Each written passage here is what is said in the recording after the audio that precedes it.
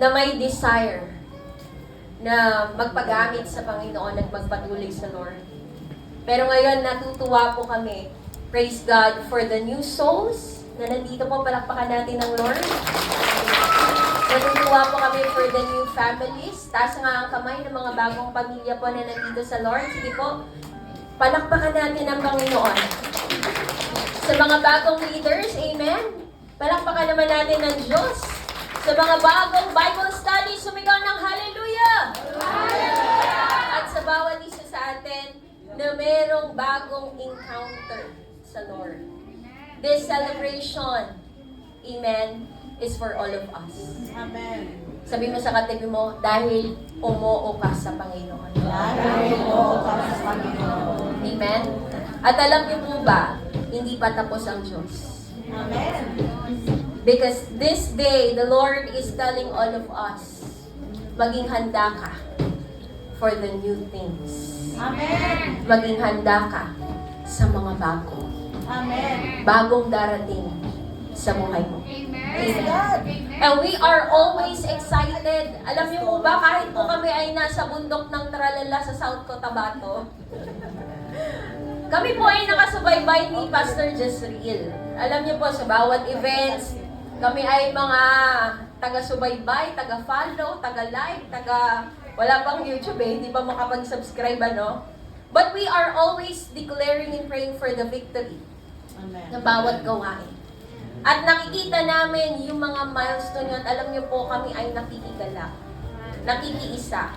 Na may mga bagong gawain, may mga bagong nanay, may mga bagong tatay, mga bagong kabataan, pati sa BCDA, pati sa mga kung saan may joggingan, nagpipreach kayo ng gospel, sa overpass, kung saan-saan makita natin that your heart is really excited and hunger to bring more souls for Jesus. Amen? And first of all, today, I want to thank our pastors. Pwede ba nating palakpakan ng mga pastor na? Salamat po, dear pastors, for laboring. Amen? For free. Yes, for free. Laboring in the ministry, loving each and everyone, listening to each and everyone, and taking good care of each and everyone. Alam niyo po, kung wala ang mga pastor natin, tayo po ay mga payat sa pananampalataya. But we are thankful because we are well nourished. Tama ba? Not only spiritually but physically. Masasarap ba ang pagkain sa JCFC? Amen. Dahil yun po ay pinagpapaguran, pinaghihirapan.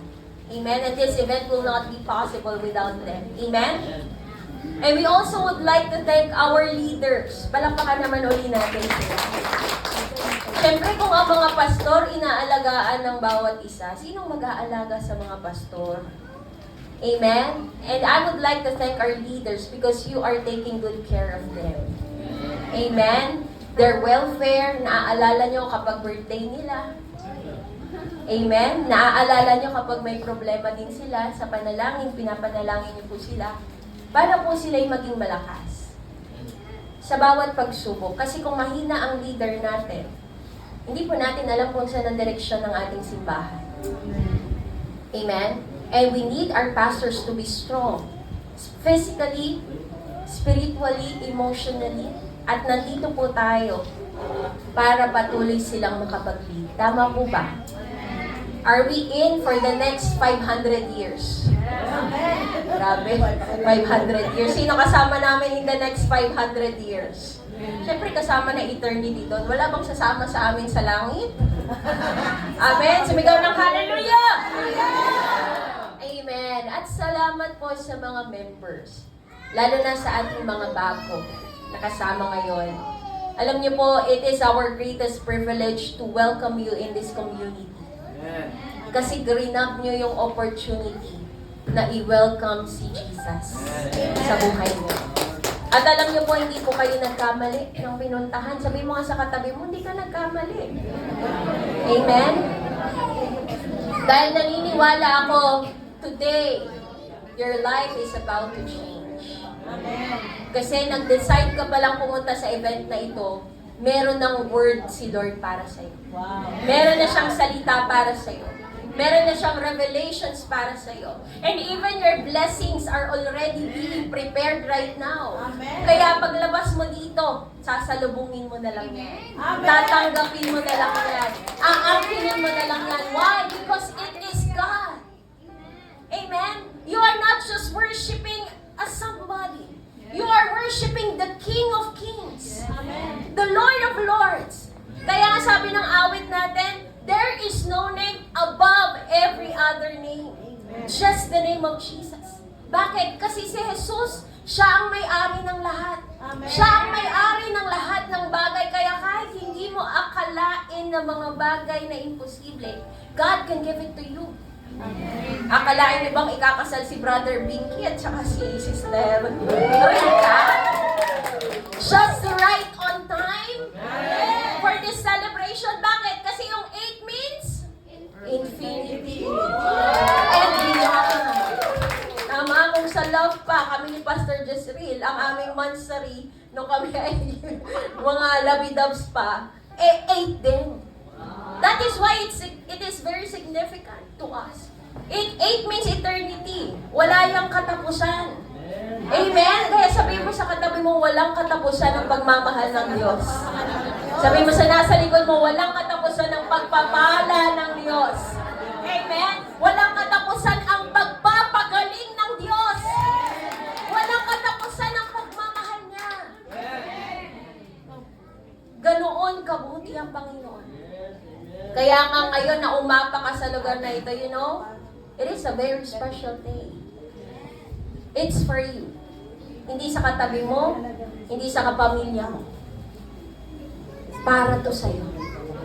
Kaya ngayon, pakinggan mo kung anong sasabihin ng Lord. Just for you. Let us all read our verse. Amen. In Isaiah 43, verses 18 to 19. Pwede ba nating sabay-sabay basahin? 1, 2, 3, go. Forget the former things. Do not dwell on the past. See, I am doing a new thing. Now it springs up. Do you not perceive it?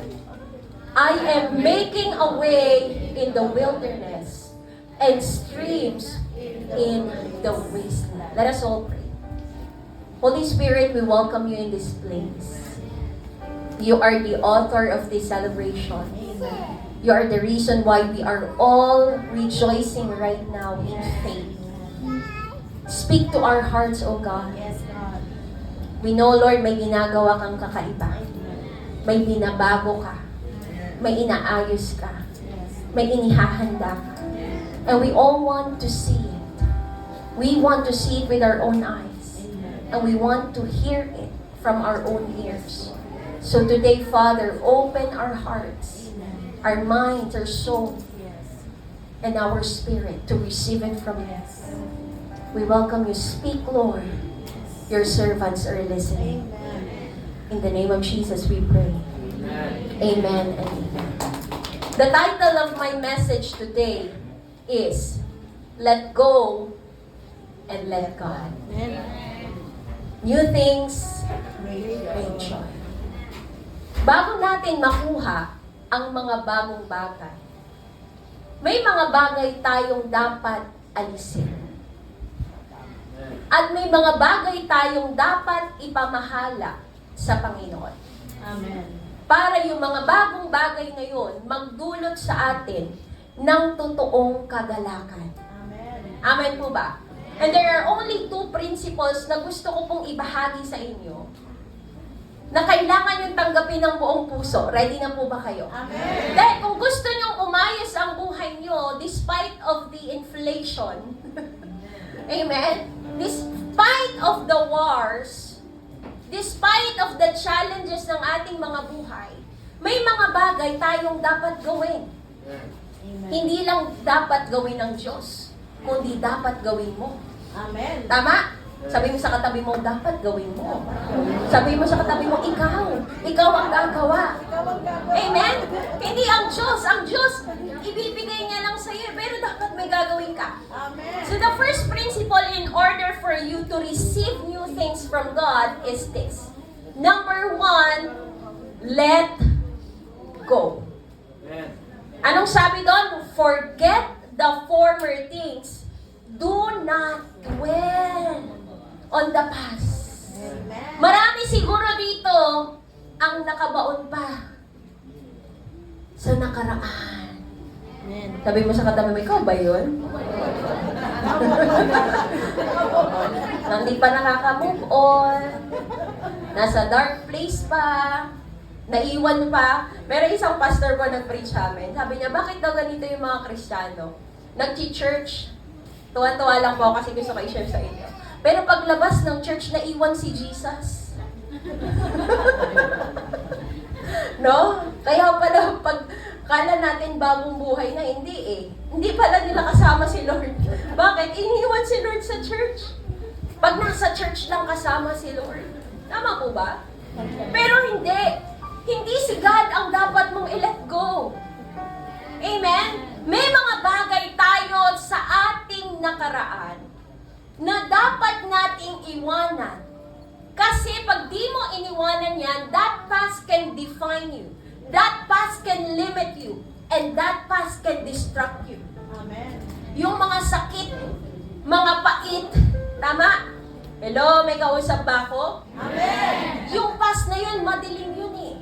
Tama ba? Amen. Maraming sakit yun, maraming heartache, maraming brokenness na maaaring pumipigil sa'yo para mas maranasan mo yung magagandang plano ng Diyos. Amen. Amen?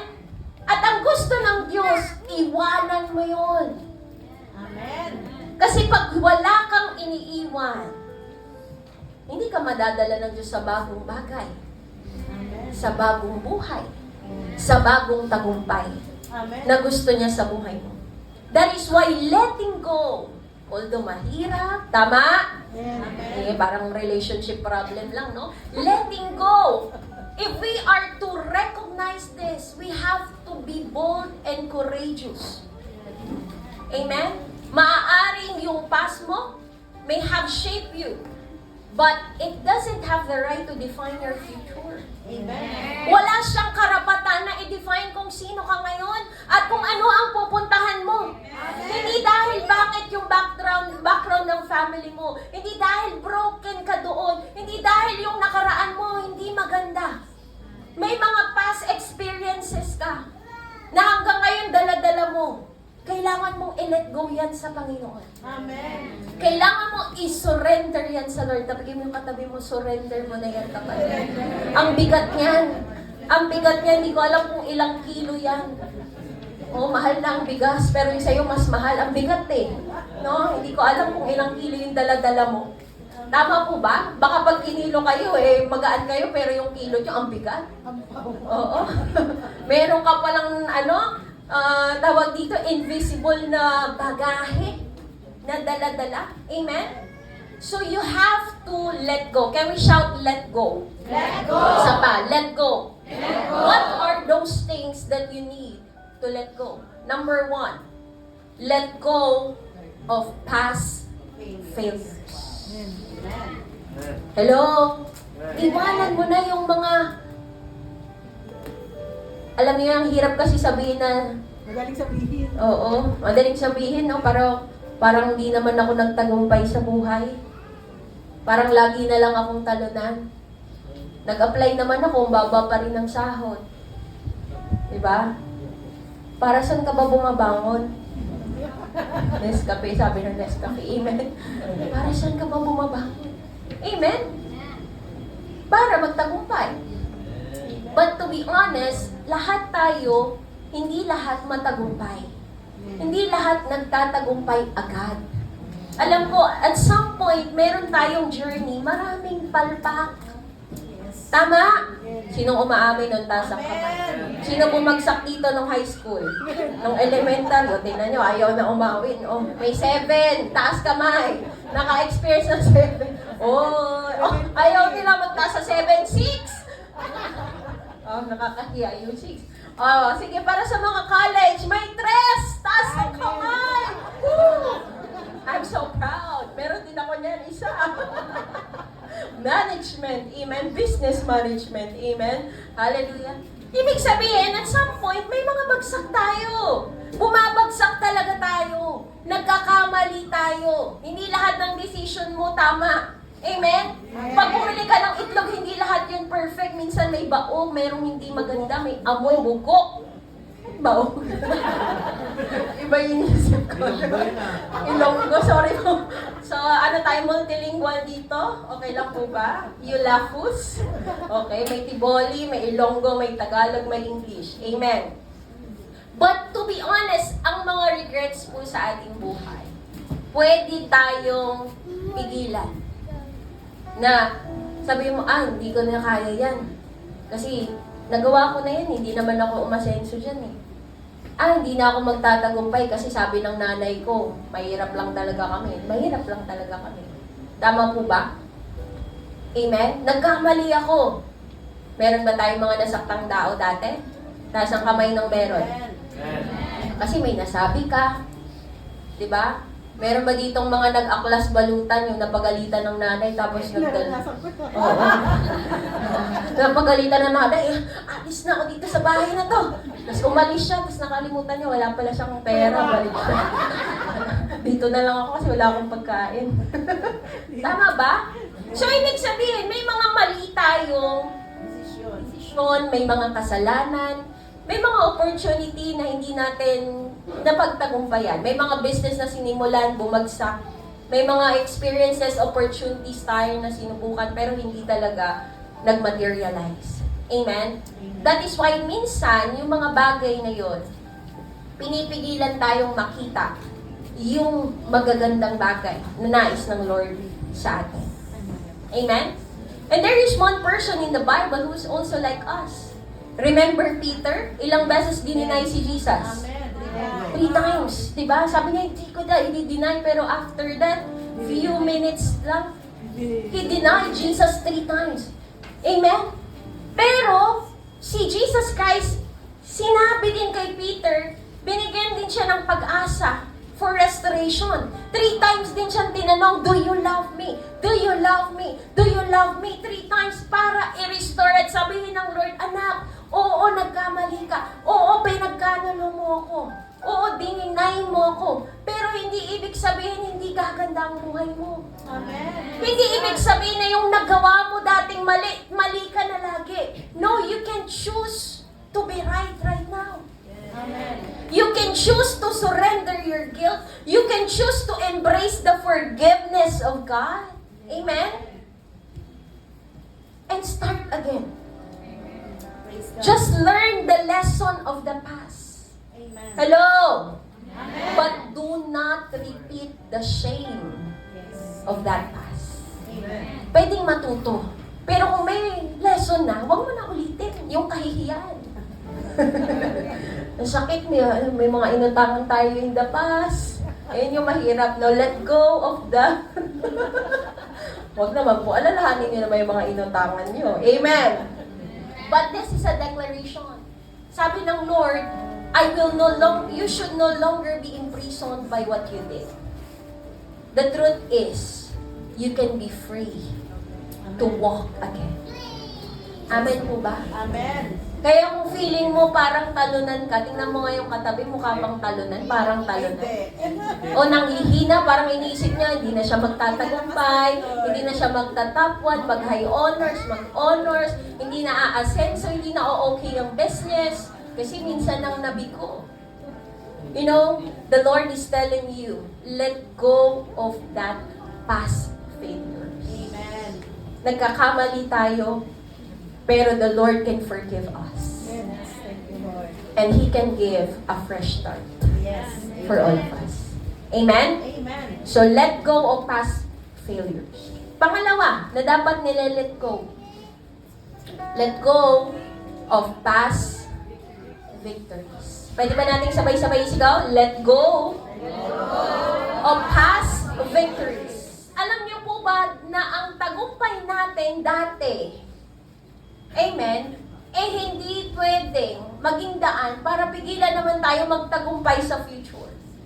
It is not because we became successful in the past magiging guarantee yun na magiging successful ka rin in the future. Tama po ba? Amen. Kasi ayaw ng Diyos, amen, na last year, okay ang relationship mo sa Kanya. Pinagtagumpay ka niya, tama? Okay niyang family mo. Tapos after nun, okay na lahat. No. Ayaw ng Diyos ng ganong idea or ganong mindset. Anong ibig sabihin po ng mga kapatid? Ang gusto ng Lord, yung tagumpay mo kahapon, okay na yon. Ngayon, magtiwala ka uli sa tagumpay mo. Bukas, magtiwala ka uli. Sa sunod na araw, magtiwala ka uli. Amen. Bawat araw, you have to depend on God for victories. Amen. Do not dwell on the past. Yung kahapon, okay yun. Pero yung ngayon, hindi mo guarantee. That is why you ask God. You pray to God. You seek God. Lord, anong gagawin ko ngayon? Bukas, ganun ulit. Lord, anong gagawin ko ngayon? Amen. Bawat araw, bagong simula. Amen. Sa business, bawat araw. Kaya nga sinasabi sa business, kahit gabi, good morning. Yes. Tama po ba? Good morning. Kasi bawat araw, bagong simula. Hindi pwedeng, di ba, yung luma. Kaya nga laging good morning, laging fresh, laging bago.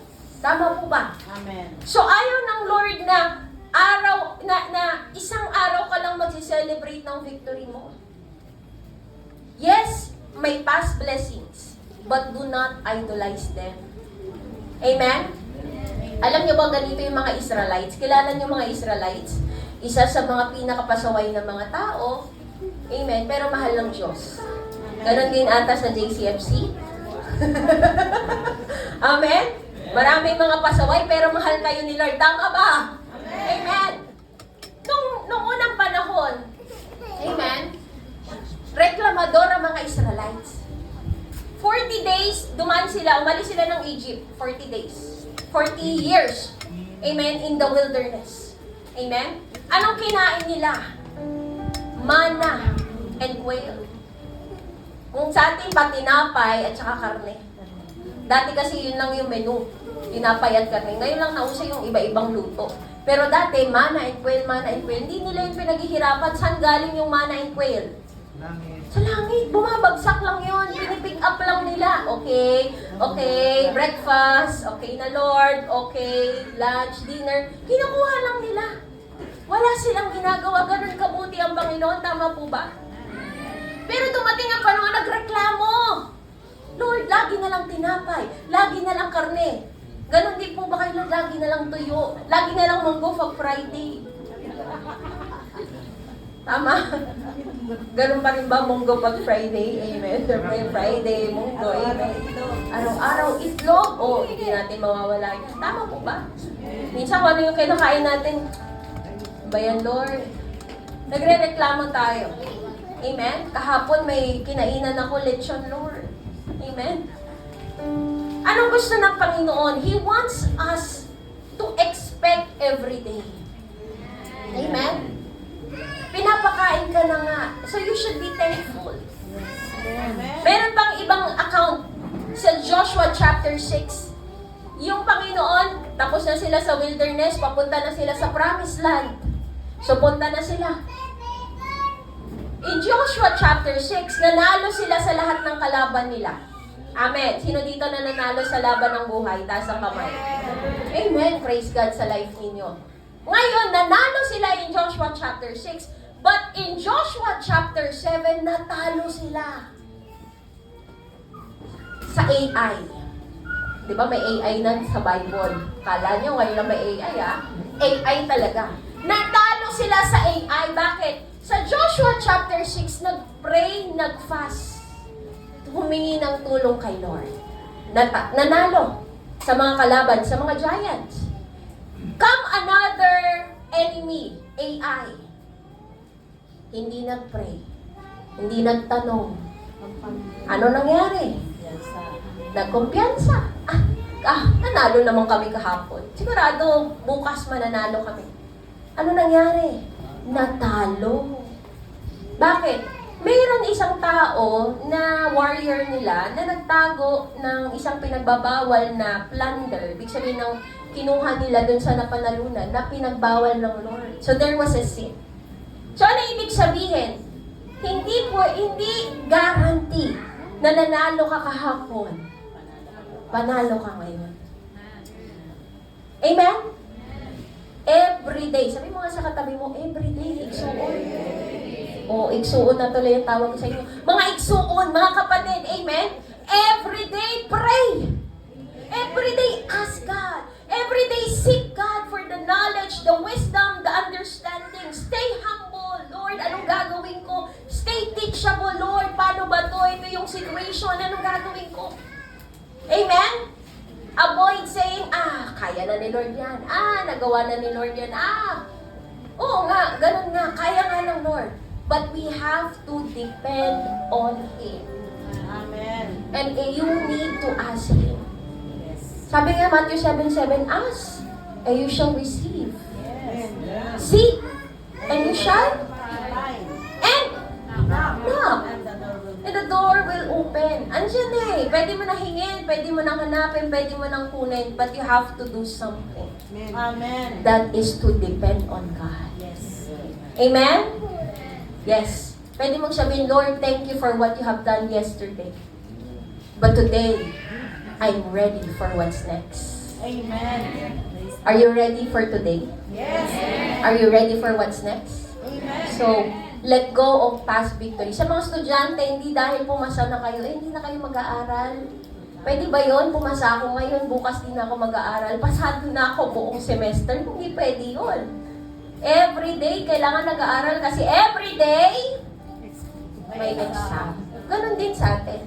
Every day, dapat pumasa. Dahil every day, may exam. Amen po ba? Praise God. At pangatlong, dapat nile-let go. Ito, makaka-relate ang lahat dito. Sabay-sabay nga basahin. Let go of the unhealthy relationships. May mga tao na kasama mo ngayon, pero hindi lahat yan kasama mo habang buhay. Amen? May mga tao that was only meant to be with you for a season. Kami ni Pastor Jezreel, di ba? We were with you for a season. Then tinawag kami sa bundok na malayo, bundok na walang mukbang, bundok na walang sangyup, bundok na yung masasarap dito, wala po doon. Meron lang kami mga talbos ng kamote, talbos ng kangkong. Ano pa yung meron doon? Mga kung anik-anik na mga tinanim lang po ng aming father-in-law. Amen? Kaya nung pumunta kami dito, praise God, masarap, makakain na naman tayo. Sabi ni Pastor Jessica, kakain na naman tayo. Hindi tayo kakain dapat mga 1 month before. Kakain na naman tayo. Diba? Kaya nga po, tuwing kakain, tuwing makakarinig kami na, kain tayo, wow! Amen?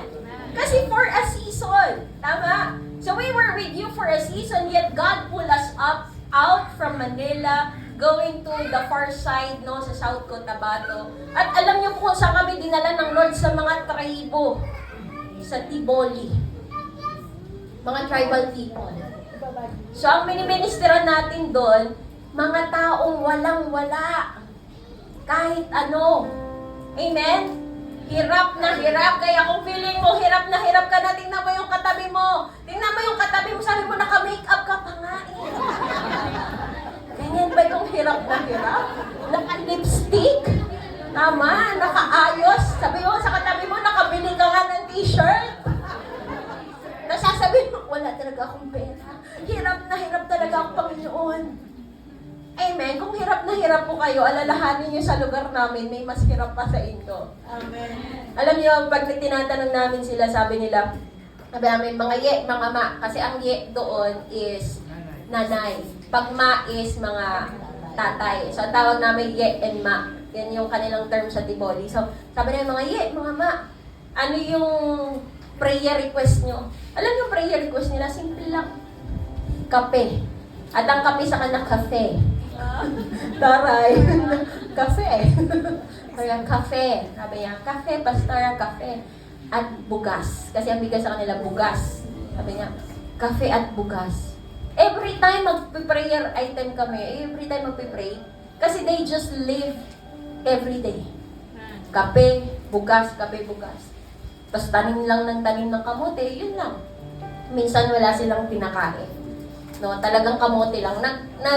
Na-surprise nga kami kasi the first time na we had our tribal outreach noon, mag-open tayo ng church. Alam nyo kung anong hinanda nila? Alam nyo, hindi ko alam kasi kung may agihis dito. Pero doon, parang tulya dito. Sabi na, okay, yes, tapos na. Tapos na yung ano namin, tapos na yung, tawag dito, yung preaching. So, kainan na. Siyempre tayo, di ba, pagtas ng preaching, fellowship, kainan. Tapos sabi namin, ang hinanda nila, tulya. Tulya, tas haging. Tapos sabi namin, dinner na po ba? Eh, alas 4 pa lang yun. Hindi. Yan yung merienda namin. So, merienda nila, tulya. Tapos, saging na sinasawsaw sa bagoong. Sino na nakatikim nun? Oh, wow. Praise God. Kami na-surprise. Ay, ko, dinner na? Hindi. Ano pa lang po ito, merienda nila. At normal nilang kinakain yun every day. Na yun ang kanilang meal. Amen po ba? So, there was only a season that we stayed here, we experienced God move. Pero when the Lord asked us to go there, we saw another move of God. Nakita naman namin paano si Lord kumilos sa mga mahihirap. Sa mga mas mahihirap pa sa atin. At kung paano sila kumilos sa mga tribal people who have certain language, have certain culture. Amen po ba? That is only for a season. Masakit po sa akin na mahiwalay sa inyo. But when the Lord brought us there, at nakikita kong lumalago po kayo dito through the help of our leaders and pastors. Amen. Masayang-masaya po ako. So may mga tao na just for a season. At may mga tao na dapat mo talagang ikat. Hello? Amen. Yung iba, normal yan. Mawawala talaga sila. You have to be ready. Tama po ba? Parang sa mga magulang, mag-aasawa at mag-aasawa ang mga anak, hindi mo mapipigilan yan. Pero may mga tao sa iyo, sa buhay mo, na pwedeng hinihila ka papalayo kay Lord. Through discouragement, distraction, o absolute disobedience. 1 Corinthians 15:33 says, bad company. May corrupt na sa Bible. Yun ay, alam niyo paano nagiging corrupt ang tao pala? Basahin niyo ulit. Paano nagiging corrupt ang isang tao? Hindi dahil kumukuha ng pera, kundi mali ang sinasamahang tao. Amen? Kaya kung mali ang sinasamahan mo, kapatid, huwag kang ma-surprise yung ginagawa niya. One day gagawin mo din. Kahit sabi mo, hindi, friend naman kami. Friend nga kayo. Ano bang ginagawa ng friend? Dapat, di ba? Kung ano ginagawa mo din. So kung nagiinom siya, magiinom ka rin one day. Kung nagmumura yung kasama mo, magmumura ka sigurado. Kung yung kasama mo wala sa Panginoon, siguradong wala ka rin kay Lord. Kung yung kasama mo hindi nagpipray, baka hindi ka rin nagpipray. Amen? Sabi, huwag ka na mag-attend dyan sa fellowship, huwag ka na mag-pray, huwag ka na umattend sa mga ganyan Bible studies. Amen? There are people in your life that must be, amen? Ang pangit ng term, must be evicted sa bahay ni Kuya. Amen? Bakit? Kasi when God is preparing you for a new thing, He needs new realignment. Therefore, He needs new partnership and new people. Sabi nga, new partnership and new people. Sumigaw nga, new partnership and new people. Nangyari yan sa buhay ni Abraham at ni Lot. Si Abraham tinawag ng Diyos sa promised land. May promise siya, pero may dinala siya, si Lot. So nagkaroon sila one day ng conflict, di sila nagkaintindihan. Amen? Sabi ni Abraham, sige, ikaw na nga pili, saan ka ba? Dito ka o dito ka? Inallow ng Lord na pumili si Lot, amen, ng lupa, and then they peacefully separated. Alam nyo ba, nung umalis at naghiwalay sila ni Abraham, God renewed His covenant. And God revealed the fullness of His plan. Genesis 13:14 says, after Lot had gone. May mga taong dapat mawala. Kailangang makipag-separate ka. Amen? Mga friendships na hindi tama. Mga tao na mga toxic. Negative. Pagising mo pa ng ang dami ng sinasabi, teka lang, kakapray ko lang, ganda ng umaga ko. Tama? Pero may mga tao na sumisira dahil sa chismis, dahil sa, alam mo may mga, hindi ko po alam kung may nakilala kayo, pero I have these people na na-encounter every time makakasama ko siya. Sabi ni Pastor Jess, buhay ng ibang tao pinag-uusapan. Tayo mga spiritual na tayo mga tao Ang pinag-usapan natin hindi negative, positive. Ano yung ginagawa ng Diyos sa buhay natin? Ano yung magandang ginagawa niya? Ano nabasa mo? Anong word niya? Ganun tayo Kasi ayaw natin ma-stir up yung negative emotions. Itong tao na to, couple din to, grabe talaga. Alam niyo, one time we prayed to God, Lord, kung hindi na tama, cut it off. Lo and behold, inalis ng Lord ang mga taong ito sa buhay na. Amen. And you know what? When they were gone, the church ministry really flourished a lot. Amen. Because they are not with us. Yes. May mga taong ayaw sumama sa'yo, iba yung gusto nila, then okay. Let go of them. Amen? After Lot had gone, the Lord said, may mga time na dapat mawala bago si Lord magsalita. Amen. Hindi yan magsasalita kung kasama mo pa. Tama? It's God speaking to you. There may be people you need to let go. Secondly, si Jesus and some certain followers. Ang pangit ng verse, pero tingnan nyo, John 6:66. 6:66. No, nagturo si Jesus nung hard truth, no? Jesus is the bread of life. Ang daming disciples ang iniwan si Jesus. Sabi nga sa John 6:66, basahin natin. From this time, ito yung isa sa pinakapangit na verse. From this time, many of His disciples turned back and no longer followed Him. Many people, followers na to tayo yun. We are followers of the Lord. Nagturo na mabibigat na mga katuruan. Eventually, hindi nila nagustuhan. Followers na, sabi dyan, no? Disciples na. And they turned their back to Jesus. Umalis kay Jesus. Kaya sabi ni Jesus sa mga apostol, ikaw, aalis ka din? Pwede bang sabihin mo sa katabi mo? Ikaw. Pastora, ikaw? Aalis ka? Kapitana. Aalis ka din. Anong ginawa ng Lord dito sa many na yan? Hinabol ba yan ni Jesus? Hindi niya hinabol. Hindi niya sinabi, hoy, halik kayo, mag-church kayo, huwag kayong umalis ng church. No. Jesus did not do anything. He did not chase them. Instead, yung 12 lang yung kinausap nila, kayo, alis din kayo? Ano ibig sabihin nun? Even Jesus let people walk away. Yes, amen. Anong ginawa niya? He focused on the people who truly called to go with Him. Amen. The distance. May mga taong makakasama mo habang buhay. Hindi naman lahat iiwan ka. Focus on them. Amen. Focus on the people who believe in you. Do not focus. Let them go. Yung mga ayaw maniwala sa'yo. Let them go. Bakit? Ikaw naman yung may vision. Ikaw naman yung may pangarap. Kung di sila maniwala sa pangarap mo, go. Amen? Ikaw naman yung may idea. Ikaw naman yung may proyekto. Okay. Fine. Si Jesus nga Tama po ba? Amen. Jesus knew the principle. Ito yung isang tinuro sa akin ng aking mentor sa business. Tuwing tatawag siya sa akin, sabi niya, Eunice, pag nag-mentor ka, sabi niya sa akin, no, as a leader also, he's also a pastor. Huwag mong ubusin yung energy mo sa mga ayaw sumunod.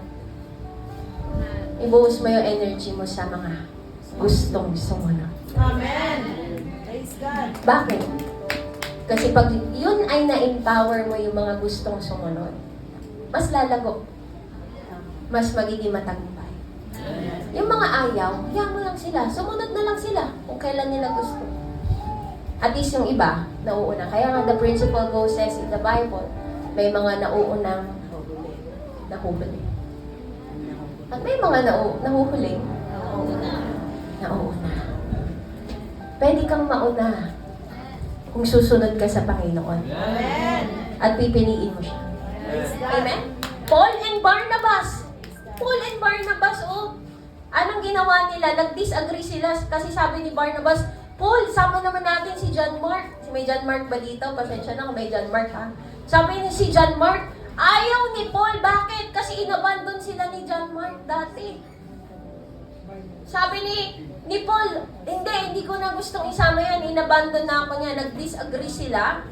This led to a split in partnership. Even among us believers, merong mga times na may mga mission tayo that needs to be, amen, done separately. Amen. Merong mga tinatawag nating direction shift. Amen? And a separation is needed to preserve your focus and your peace. Amen. Kung yung mga taong yon hindi na nakakabuti sa'yo, iwanan mo na, kapatid. Amen. Amen. Magbago ka na ng kaibigan. Amen? Magbago ka na ng sasamahan. Amen. Amen? Indeed, the Lord is telling you, ready ako ibigay sa'yo ang mga bagong bagay kung iiwanan mo yon. Iiwanan mo siya. Iiwanan mo sila. Ang tanong sa katabi mo, carry mo ba? Yun ay kung ready ka. Si Samson and Delilah, ito ha, relationship, totoong relationship to. Sino ang naging dahilan para bumagsak si Samson? Si Delilah. Kaya kailangan may dapat putuling mga relasyon. These are unhealthy relationships. Especially for the young ones, the young generation. Pag mali kayong nung napili, siguradong mali na habang buhay. Tama? Ako mapapatunayan ko yun. Kaya nga ang pinakamahirap na stage po sa atin, mga believers, makinig po kayo, love life. Tama? Mag-a-agree po ba kayo mga nanay, tatay? Amen. Pag mali ang nakasama mo sa buhay, sira ang pamilya. Amen. Dahil sira ang pamilya, broken ang anak. Dahil ang broken anak doon na magsisimula, mag-a-addict. Early teen pregnancy. Sabi ni Kapitana, pumapatay. Teenager, pumapatay. Imagine nyo kung gaano ka-brutal ang panahon ngayon. Tama? May magnanakaw. Mga minor de edad. Kaya it is important sa mga papunta pa lang sa pag-aasawa, manalangin talaga kayo ng the best.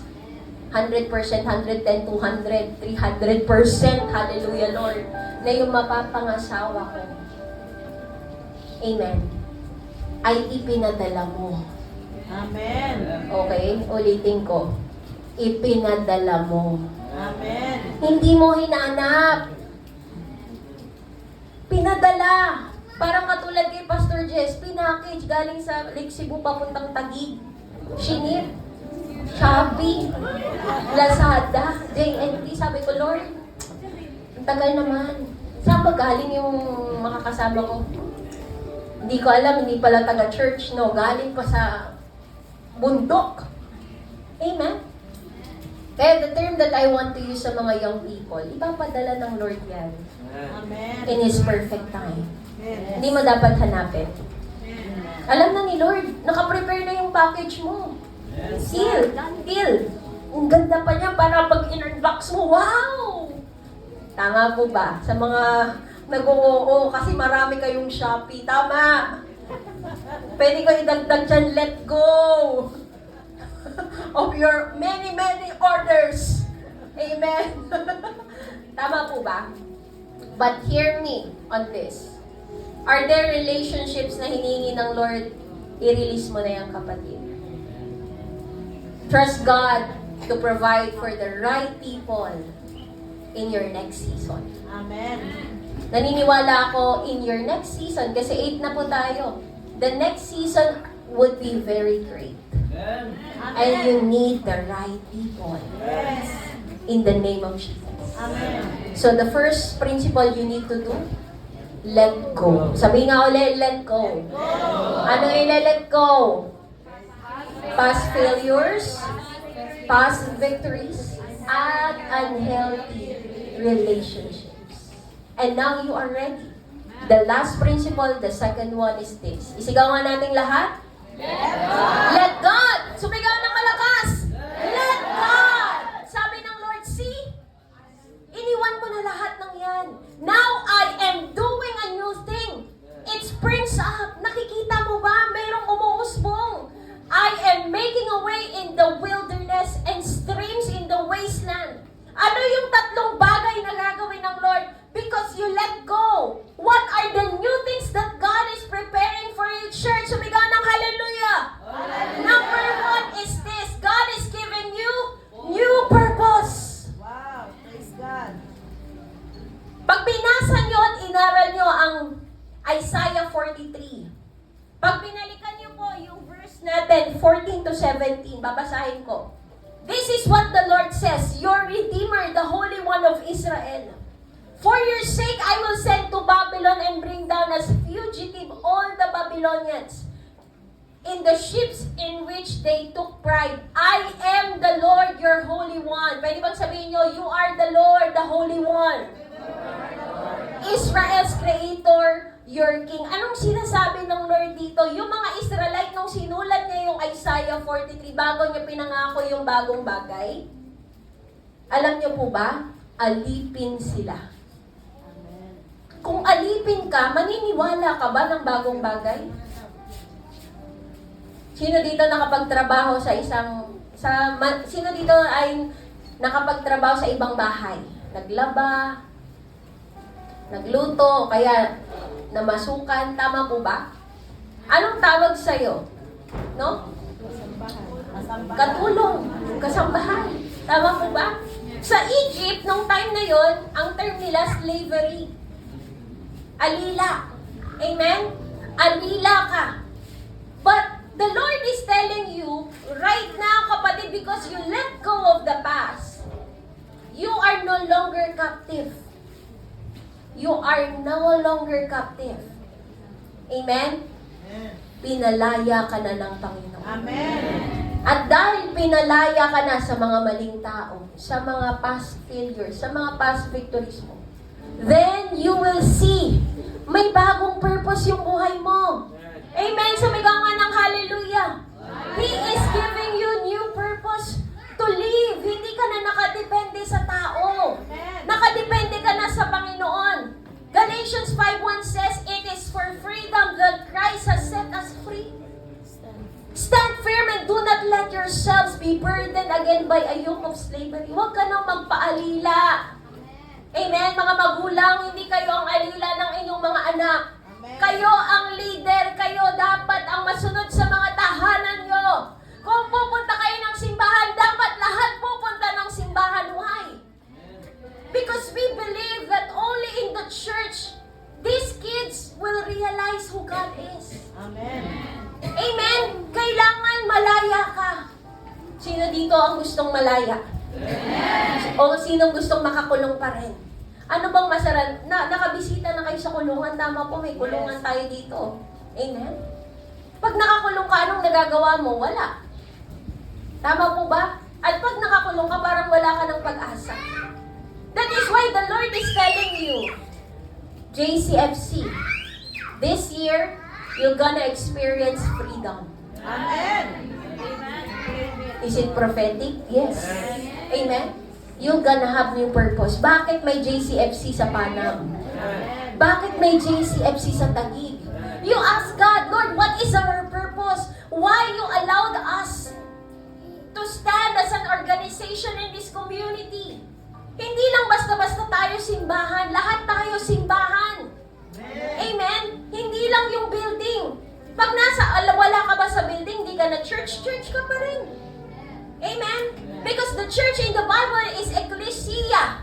Tama po ba? Tayo yun. Ikaw at ako. So pag nasa school ka, church ka. Nasa trabaho ka, church ka. Amen. Pag ikaw namimili, church ka, kaya hindi ka manggagansyo, hindi ka mandadaya.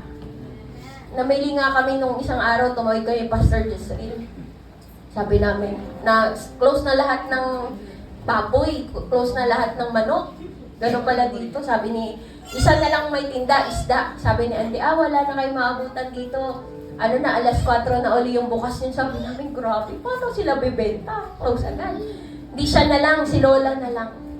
Sabi ko, Lop, magkano yung isda? Sabi niya, 170 kilo. So, pinakilo namin, sige po, 1 kilo. 6 peraso. 6 na peraso. Sige na, papalinisan po. May bibilin lang kaming gulay. So, tumalikod kami, bumili kaming gulay. Pagbalik namin, di nakabalot na, naka-cellophane na. Sabi namin, sabi namin kasi bago kami ulis, padagdag ng, gawin mo ng 200. So, yung 6, para maging 200, nadagdagan ng 2. In short, dapat 8 yung isda. So, nung kukunin ko na yung plastic, parang inside of me, hindi ko naman normal na ginagawa kasi minsan wala naman akong pakialam sa binibili. Pero sabi ng Lord sa akin, bilangin mo. First time ko magbilang ng isda. Sabi ko, 1. Ay, kasi mahal, 200. Sabi ko, Lord, mura lang to sa Lake Cebu, pero mahal dito. Okay? Sabi ko, 7 lang to, 7. Di ba 8 yung dapat 8 yung 200, ba't 7 lang to? Kasi nakakompute na 8 kami sa bahay. So, pag nawala yung isang isda, may isang hindi kakain. Sabi ng Lord, tanay mo si Lola. Sabi ko, Nay, 7 lang to, Nay, ha? Sabi ko, 7 lang to. 200, sabi mo 200, nagdagdag kami ng 2. Sabi niya, umupo siya. Kasi di ba pag naglilinis sila, may technique pala sila, bababa sila. Para di mo makita. Sabi ni nanay, ay, natakuluban. Sabi ko, nagtago yung isda. Sabi ko, ipapaglabaw ko to, mahal ko, 200 to. Tama po ba? What I'm saying is, may mga tao who will deceive you nowadays. Yes. Mga isuot. May mga tao na lalamangan kayo, lalo na pag wala kay Lord. You are the church of Christ. Huwag kayo magpalamang. Be discerning. Kung alam niyong tama, itama niyo sila. Amen. Amen? At kung tayo naman may mali, magpatama tayo sa Panginoon. Amen. What I'm saying, if you're doing business, do it right. You have a new purpose. Amen? Gumawa tayo ng business, mag-business tayo ng tama. Amen? Pag may sukli, ibalik ang sukli. Amen. Tama po ba? Parang may mga hindi nagbabalik ng sukli dito. Amen! Kung ano yung nararapat in our small little ways, the Lord will see that. Amen?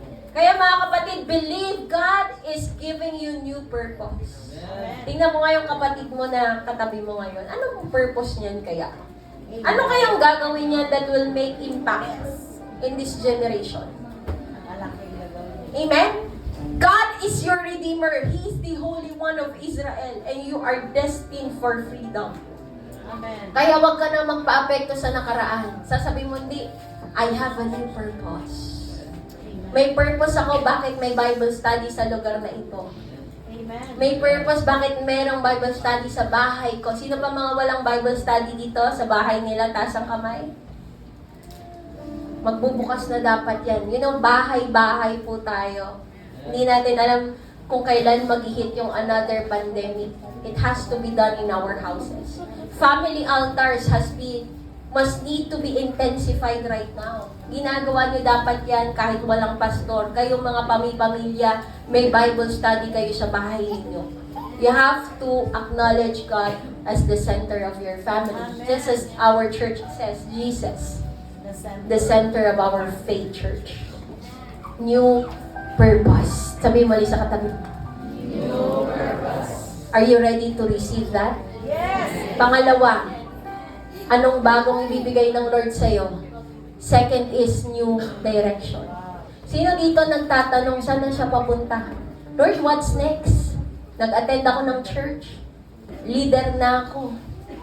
Graduate na ako. Tama po ba? May sinumulan kang bagay. Lord, anong gagawin ko? Are you asking for new direction? The Lord is giving it to you. Sabi dyan, no, from wilderness, walang kahit ano. But now, claim this. God is leading you to your promised land. Amen. Papasok na ang JCFC sa promised land. Woo! Anong meron doon? Wow! There's abundance in promised land. Amen. Hindi ka na magugutom. Sabi mo sa katabi mo, kapatid, hindi ka nagugutomin ng Lord. You will never lack. Kung kailangan mo ng pang-tuition, ibibigay ng Lord. Yan yung pagbaon araw-araw, bumuhos yan. Amen. It is because you are entering that season. Kaso sinasabi doon ng Bible, dati, ang hirap, sabi ng Bible, sige balik natin doon sa verse doon, Ate Thea. Amen. Pastora, sabi doon, I am making a way in the wilderness. Paano magkakaroon ng way sa wilderness? Wilderness nga yan. Paano magkakaroon ng stream sa wasteland? Tuyo nga yan. Paano biglang lilitaw?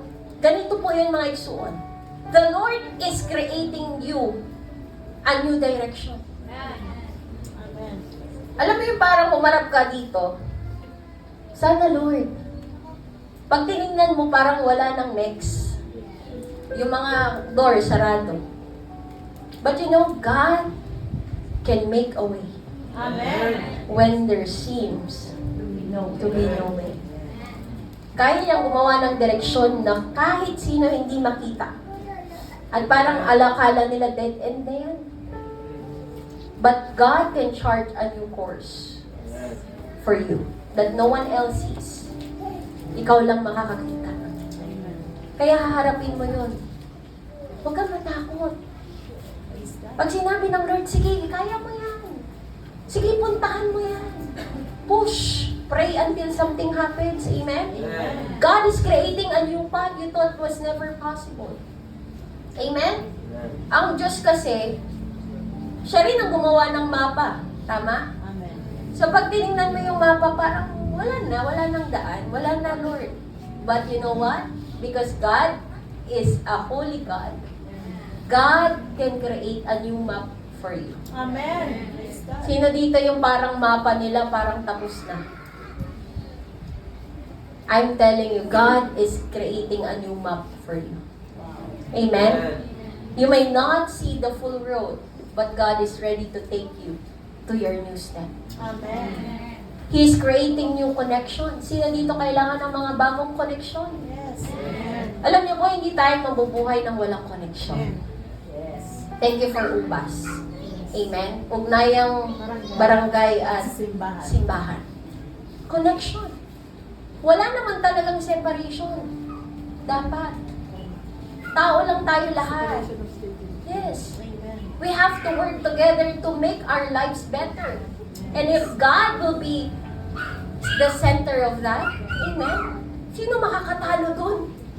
Wala makakatalo sa Diyos. Tama po ba? Sabi mo sa katabi mo, pag nasa iyo si Lord, hindi ka matatalo, kapatid. Amen. God is creating new connections you never expected before.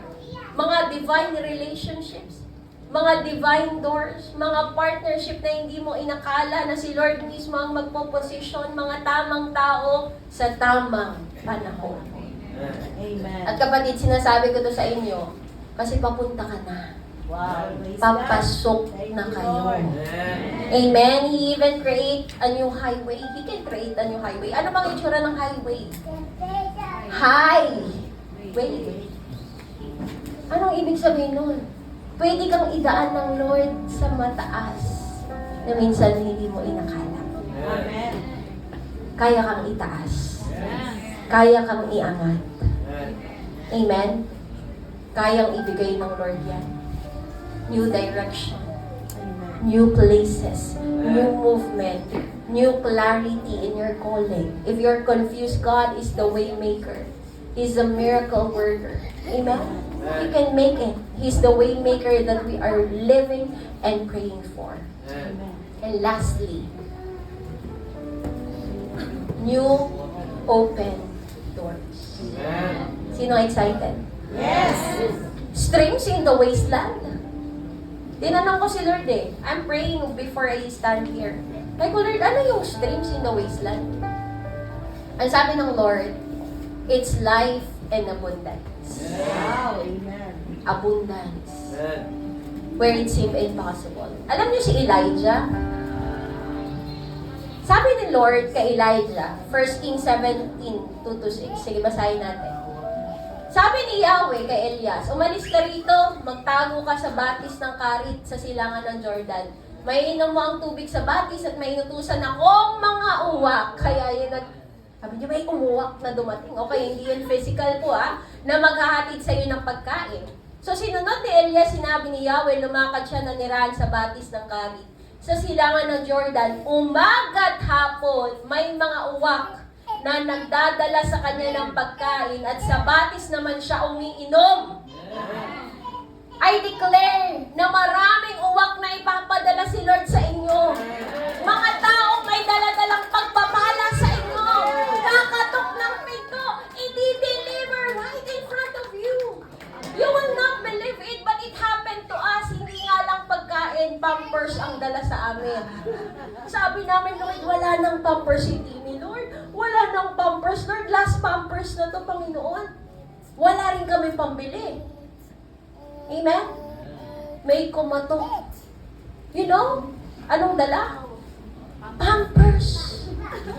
Eksakto sa size. Amen? At nakakatuwa pa. Kasi yung dami is sapat. Ang laki ng pampers, ang dami. Amen? Pang isang linggo, pang 2 linggo. Amen? Kaya ang Diyos, alam nyo, huwag po kayong matakot sumunod sa Lord. Amen? He can give you what you're praying for. New open doors. God is allowing you new opportunities para mapakain mo yung pamilya mo. Bubukas siya ng mga pinto para expand ang ministry natin. Amen? So we can be together fulfilling the mission of God. Sino excited? He said, I will supply all your needs according to my riches. Amen? And I am giving you silver or gold because ako may-ari niyan. Silver and gold is mine, says the Lord. And now, He is helping you to get that silver and gold. Who's ready for the new open doors? And I want to end this powerful message with a verse as you enter this new season. Tatawagin ko po ito sa JCFC na season of outpouring. Where you will experience supernatural breakthroughs in your life and His ways. This is your verse, church. Sabay-sabay niyong basahin.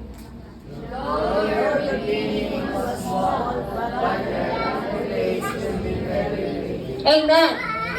Though your beginning was small, JCFC, maliit lang tayo dati. But right now, tingnan nyo, tandaan nyo, markahan nyo ang araw na ito because I am telling you, because the Lord told that to me, this is your prophecy. Your latter days will be very, very, very great as a church, individually, personally, in your life and ministry, in your career, in your vocation, in your finances. The Lord is telling you your latter days will be very great. And I want to welcome you to your new season of greatness. Sabi mo sa katabi mo, welcome to your season of greatness. Sige, walang ng 5 tao sabihin, welcome to your season of greatness. Can we all stand up in the Lord right now? We receive it, Lord. Amen. So we all lift our hands together. Thank you, Lord. Can I